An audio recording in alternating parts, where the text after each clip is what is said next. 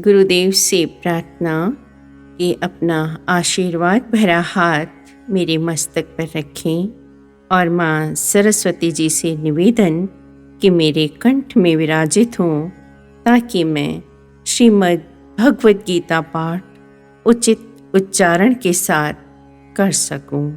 अथ 10वां अध्याय विभूति योग। श्री भगवानुवाच। श्लोक पहला।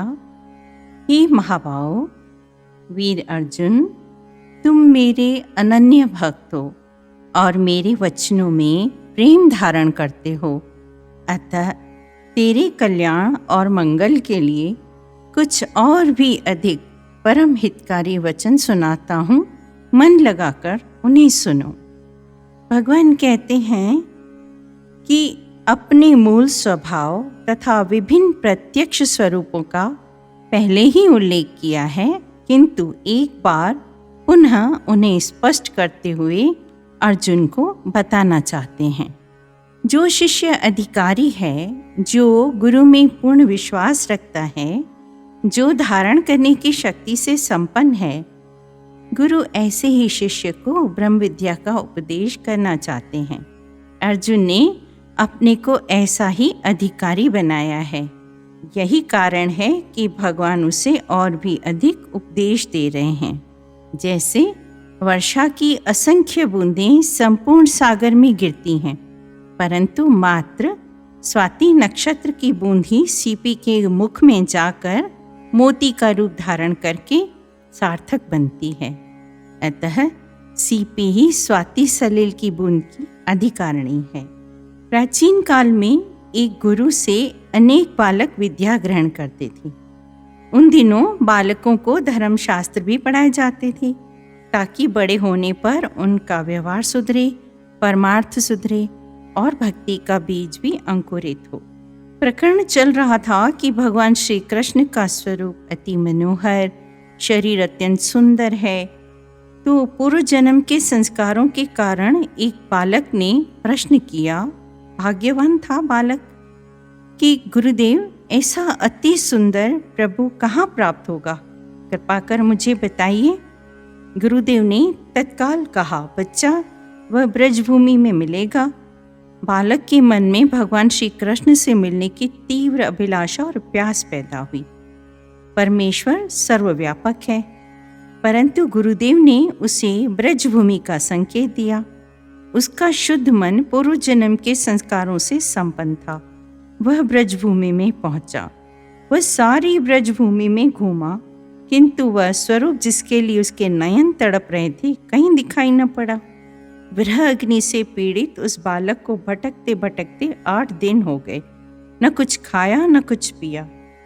भगवान ने देखा कि अति कोमल सरल चित्त बालक गुरु के वचनों पर विश्वास कर मुझे खोजते हुए भूख और प्यास की उपेक्षा कर दिन रात मेरे दर्शन के लिए भटक रहा है, तो प्रसन्न होकर उसके सम्मुख प्रकट हुए।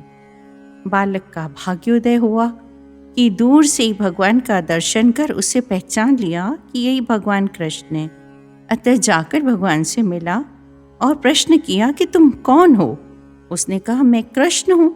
बालक ने कहा, यह तो ठीक है, तुम्हारा स्वरूप तो वैसा ही है जैसा गुरुदेव ने बताया था, किंतु क्या पता तुम सचमुच कृष्ण हो या कृष्ण वेशधारी कोई अन्य व्यक्ति हो। अतः मेरे साथ चलो मेरे गुरु के पास, वहाँ तुम्हारी पहचान होगी। भगवान की बाँह पकड़कर बालक उनको गुरु के पास ले गया। वह गुरु को बुलाने लगा कि कहीं कृष्ण हाथ छुड़ाकर भाग न जाएं। वह कहने लगा, गुरुजी देखो, कृष्ण यही है ना। गुरु ने देखा, उन्हें कुछ भी दिखाई नहीं दे रहा था। कहने लगे, अरे ऊपर आकर पढ़ाई करो, तुम 8 दिन से पढ़ने भी नहीं आए हो, तुम शीघ्र ऊपर आ जाओ और आकर अपना पढ़ाई करने बैठो। गुरुजी, मैं तो कृष्ण को खोजने गया था, बहुत प्रयास से मिला है, यहाँ ले आया हूँ कि आप उसे पहचानें। भगवान ने उस समय अपनी एक झलक गुरु को भी दिखाई। वे समझ गए कि बालक सच बोलता है। वह तत्काल नीचे उतरे। भगवान ने उन्हें भी दर्शन दिए। गुरु बालक के चरण चूमने लगा क्योंकि उसी के कारण मतलब गुरुजी को भी भगवान के दर्शन हुए। श्लोक दूसरा। जितने भी देवगण हैं, ऋषि हैं, महर्षि हैं, उनमें से कोई भी मेरे प्रभाव को नहीं जानता। उसका कारण यह है कि सभी देवताओं और महर्षियों का आदि कारण मैं ही हूँ। जैसे प्रत्येक गुरु अपने शिष्य की, पिता अपनी संतान के कल्याण की इच्छा करता है, उसी प्रकार परमात्मा भी अपनी रची हुई प्रजा की शुभ गति की चिंता करता है। भगवान का यह कथन मेरे वास्तविक रूप को कोई नहीं जानता सर्वथा सत्य है। जो परमेश्वर के रूप को थोड़ा सा ही क्यों न जानता हो, वह तो उसी में लीन हो जाता है, पुनः लौटकर आता ही नहीं कि कुछ बता सके। वैसे ही जैसे नदी नाले सागर में जाकर एक रस हो जाते हैं, पुनः लौटकर सागर का अंत नहीं बता सकते। परमेश्वर अपने भक्तों के काम स्वतः संपन्न करना चाहते हैं, क्योंकि वे उनके परम हितकारी हैं। श्लोक तीसरा। जो मुझे अजन्मा और कारण रहित अर्थात अनादि समझता है और सभी लोगों के महाईश्वर या स्वामी के रूप में पहचानता है, वह मरणशील मनुष्यों में ज्ञानी है और सभी पापों से मुक्त है। भगवान कृष्ण अपने स्वरूप की महिमा का यह वर्णन अपनी बढ़ाई के लिए नहीं कर रहे हैं, बल्कि यह तो अर्जुन के कल्याण के लिए और इस बहाने जिनका परमेश्वर में विश्वास है उनके कल्याण के लिए कर रहे हैं। प्रत्येक व्यक्ति अपनी श्रद्धा और अपने विश्वास के अनुसार ही फल पाता है। यदि सारा दिन अवकाश नहीं तो रात के समय कुछ क्षण प्रभु का स्मरण करके सोएं। पूर्व जन्म में जो कुछ हमने किया है उसको अनुभव कर रहे हैं। यहाँ पर भी जो बीज बोया है उसका फल भोग रहे हैं, परंतु भविष्य के लिए भी तो कुछ कर्म बीज बोएं। तो पुनर्जन्म में अधिक नहीं तो कम से कम इस जन्म में जितना सुखोपभोग कर रहे हैं उतना सुख तो प्राप्त करेंगे। कहीं ऐसा न हो कि इस अमूल्य जन्म का सभी उपार्जित फलोपभोग कर निशेष होकर मर जाएं और पुनर्जन्म में दरिद्र होकर दुख भोगें। अपनी आंखों से हम देख रहे हैं कि इस जगत के अनेक प्राणी कितने कितने दुख भोग रहे हैं। उनकी दशा देखकर शिक्षा ग्रहण करना प्रत्येक बुद्धिमान व्यक्ति का कर्तव्य है। श्लोक 4 और 5। उपर्युक्त दोनों श्लोकों में भगवान यह बताते हैं कि ऊपर कहे गए समस्त भाव प्रत्येक प्राणी में मुझ में से ही उत्पन्न होते हैं, अर्थात परमेश्वर ही उनको देने वाला है और प्राणियों का कोई वश नहीं चलता। प्रत्येक भाव जैसे बुद्धि, ज्ञान, असमोह, क्षमा, सत्यम, यम, शम, सुख, दुख, भाव, अभाव, भय, अभय, अहिंसा, समता, संतोष, तपस्या, दान, यश, अपयश, ये विविध गुण मुझ में से ही उत्पन्न होते हैं। इस पर किसी प्राणी का कोई वश नहीं चलता। सभी गुण या बातें परमेश्वर द्वारा ही मिलती हैं। क्षमा एक महान गुण है और वह पूर्ण भक्तों को ही प्राप्त होती है। उनको सर्वोत्तम दृष्टि प्राप्त होती है। महाभारत में आया है कि जिसके हाथ में क्षमा का शस्त्र है उसको कोई कुछ नहीं कर सकता, कोई कुछ नहीं बिगाड़ सकता।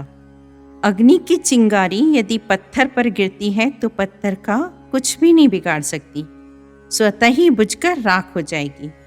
किंतु वही अग्नि यदि सूखी घास पर गिरती है तो सारी घास जल जाएगी।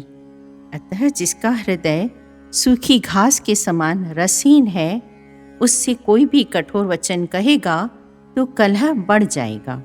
किंतु यदि क्षमा का गुण है तो आनंद ही आनंद रहेगा। सत्य बोलने का गुण भी परमात्मा से ही प्राप्त होता है। जिस पर उसकी कृपा होती है वही सत्य पर अडिग रह सकता है। दुख सुख में समान वृत्ति रखना आवश्यक है। हम दोनों में मन को विचलित कर बैठते हैं। सुखों के आने पर फूलकर कुप्पा हो जाते हैं। दुखों में रोते चिल्लाते हैं। एक व्यक्ति सागर के तट पर गया। बड़ी बड़ी लहरें उठ रही थी। उसने समझा कि सागर शीघ्र ही नगर को डुबो देगा। एक बुद्धिमान व्यक्ति वहां खड़ा था। उसने समझाया कि सागर अपनी मर्यादा का उल्लंघन कभी नहीं करता। जितने वेग से लहरें आती हैं उतने ही वेग से वे पीछे चली जाती हैं, अतः इससे नगर की कोई हानि नहीं होगी। इस प्रकार सुख दुख की लहरें आती जाती रहती हैं। दोनों अवस्थाओं में धैर्य धरना आवश्यक है। जब श्री रामचंद्र को वनवास हुआ तब भरत ने अपनी माँ की अत्यंत निंदा की कि ऐसी माँ के गर्भ से मेरा जन्म हुआ जिसने राम जैसे पुत्र को वनवास दिया। तब मुनि वशिष्ठ ने उन्हें समझाया कि यह सब कर्म फल है, विधाता के अधीन है, किसी भी मनुष्य का इसमें कोई दोष नहीं है। अर्जुन के मोह को दूर करने के लिए भगवान ने गीतोपदेश दिया, क्योंकि शस्त्र फेंककर उसने युद्ध करने से साफ इनकार कर दिया था। भगवान ने उन्हें ज्ञान रूपी अमृत पिलाकर खड़ा किया। भगवान ने स्पष्ट रूप से कहा, अर्जुन, यह तुम्हारे वश की बात नहीं है। तुम युद्ध अवश्य करोगे, तुम अपने स्वभाव से मुक्त नहीं हो सकते। सभी जीव कठपुतली के समान मुक्त कर्ता के अधीन हैं। श्लोक 6। 7 महर्षिगण, 4 आदि पुरुष, शक्तिमान मनु, ये सभी मेरे संकल्प से पैदा हुए हैं और उनके द्वारा संपूर्ण सृष्टि के जीवों की उत्पत्ति हुई है।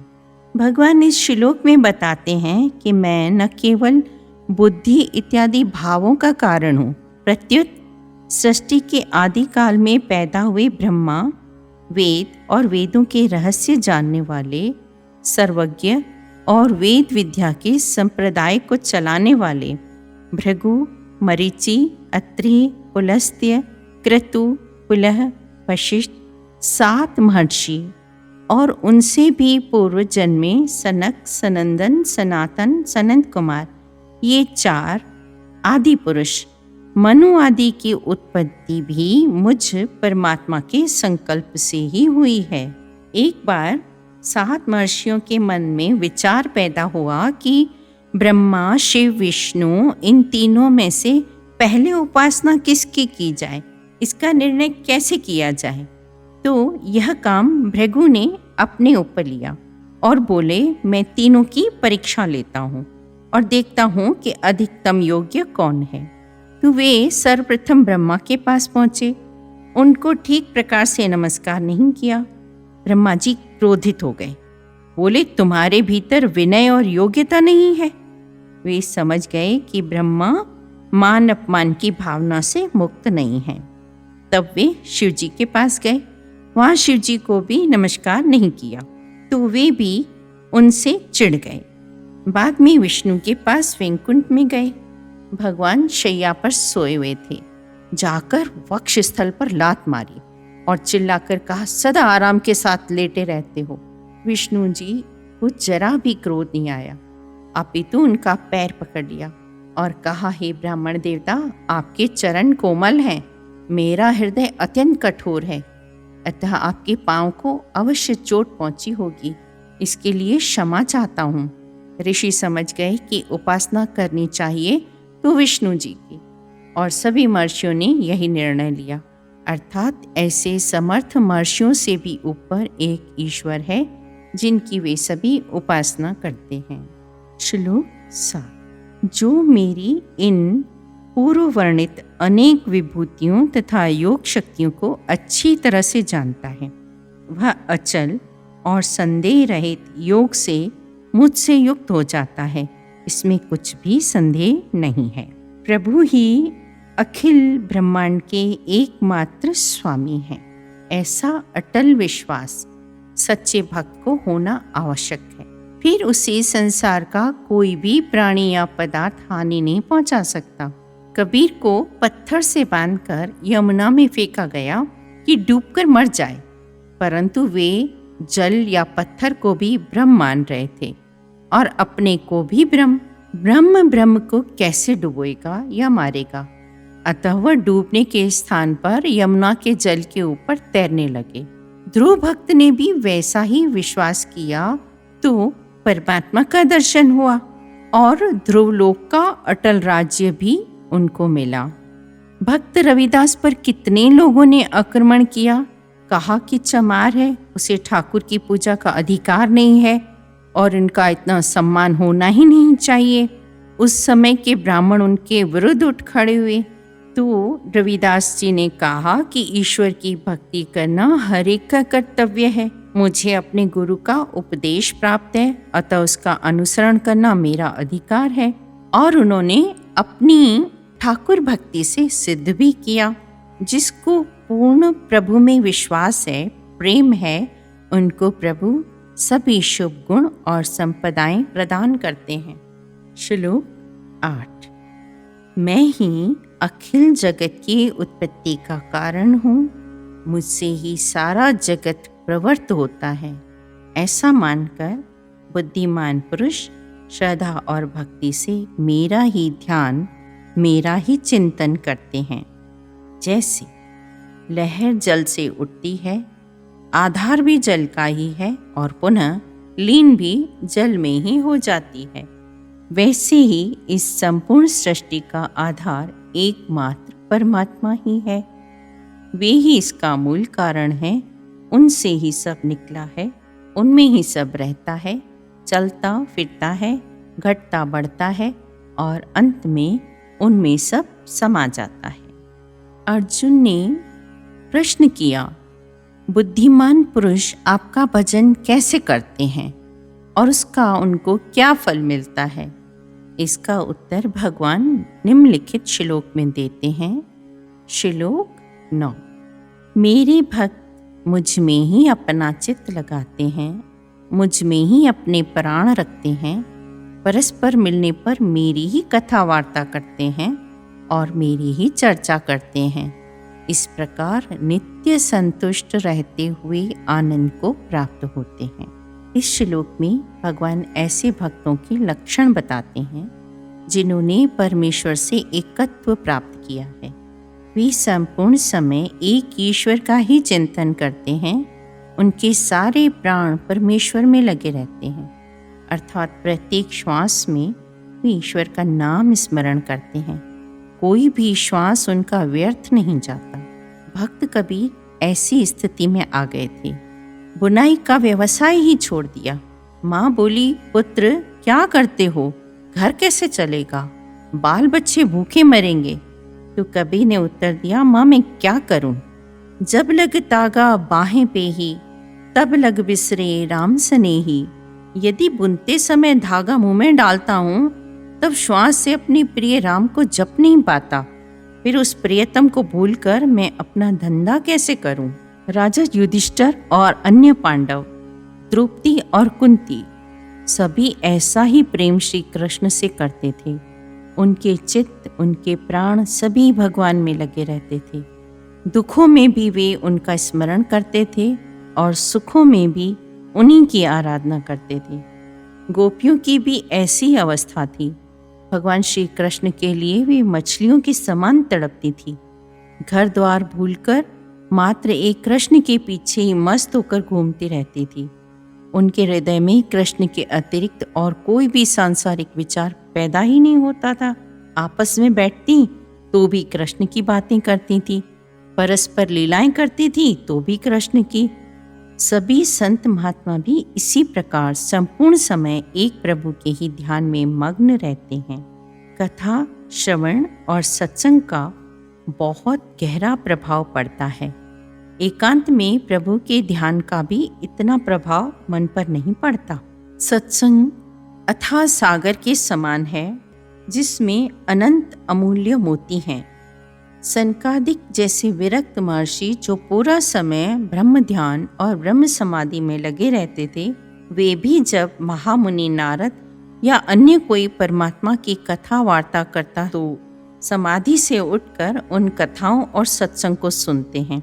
भक्त तुलसीदास ने तो स्पष्ट कहा है, तुलसी रसना सो भले जो सुमिरे राम, वरना काट निकालिए मुख में भला न चाम। ओम नमो भगवते वासुदेवाय।